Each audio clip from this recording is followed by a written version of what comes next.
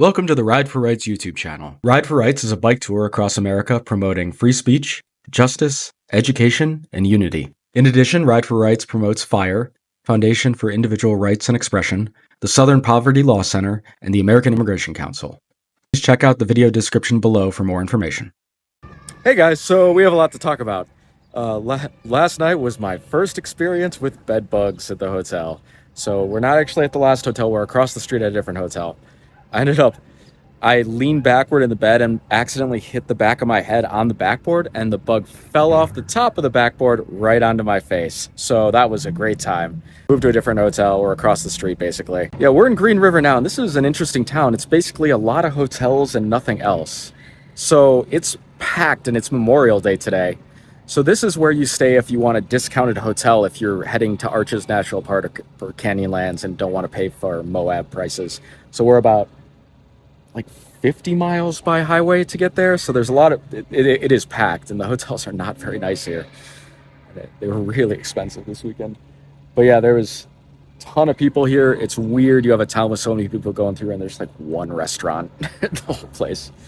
So, but yeah, interesting place. Other than that, let's talk about the route, because there are some major changes. We were supposed to go to Moab and do Arches and Canyonlands, and I am so far behind schedule that we're essentially just making a beeline to Grand Junction. We're about 60 miles north of Moab. If this ride gets popular and does well, we'll do something after it ends in Moab to do those national parks. I was looking forward to it. They're really pretty. I rerouted the ride through the Rockies. After we get to Grand Junction, the cities we're going to go through in Colorado is Colbrand, Silt, Glenwood Springs, Eagle, Avon, Silverthorne, Idaho Falls, and then down to Golden. It's a little easier. They also just started plowing snow about a week ago in some of the passes I did pick, so there could be more problems if we did the original route, or getting places a little faster too. We still should have a great view at Loveland Pass. It does take away a lot of the climbing. It's still the Rocky Mountains. There's still going to be a ton of climbing. The route's still going to be beautiful, and I'm looking forward to it. So today I woke up and felt super sore, and luckily I checked my phone and I missed a place to stay. 30 miles up the road in Thompson Springs, there's actually an RV park that has like a few motel rooms. I'm going to stay there instead of doing what essentially would be close to a 100-mile day. A scenic route to Thompson Springs, and then the next day we're going to do about 72 today. So we're taking basically a frontage road towards the highway entrance, but instead of getting on the highway, then we take dirt roads and make kind of a triangle up and over, come back down towards another highway entrance, and then take a frontage road just straight to the hotel/RV park. There's only 3 things in this town, it seems like. 2 RV parks and a gas station, so we'll be eating gas station food today. I scheduled a ride in Denver, by the way, so we're gonna do a really easy ride in Denver and hopefully get people that are not just my friends to ride with me. Yeah, hopefully that goes well. See you there.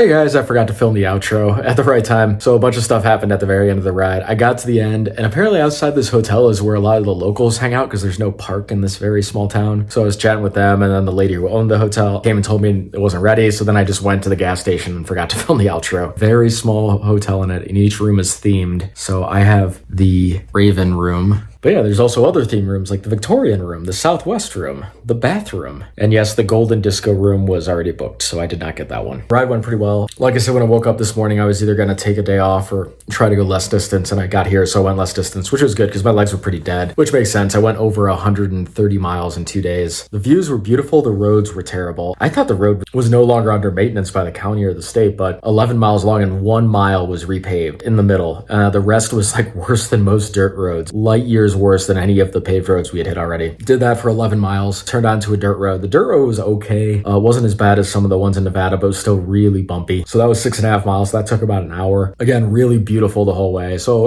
I didn't mind it too much. Then we turned right on another dirt road that was immaculate. It was in great condition and got some good views. That took us back towards 70 and then came back on a frontage road that was fine for the last 4 miles. We are in a very tiny town. Again, couple RV parks, couple trailers, couple houses. We have a big day tomorrow. We're heading to Fruita, which I apparently was pronouncing that wrong the whole time. Because we saved some mileage today, I'm going to go the Colorado River tomorrow, which will be our first view of the Colorado River, which we'll be seeing a lot of in the next week or so. We're going to a ghost town called Cisco, so we should get some good pictures of that ghost town. And then down to the old Colorado River, the old pump house, because Cisco used to be a train town for steam trains. That takes us through real backcountry roads for a while before we get back on old Highway 50, which is what we are on now. Hope you guys enjoyed the sweet views. Otherwise, I am going to relax in this little tiny motel with a shared bathroom. See you guys tomorrow. Bye.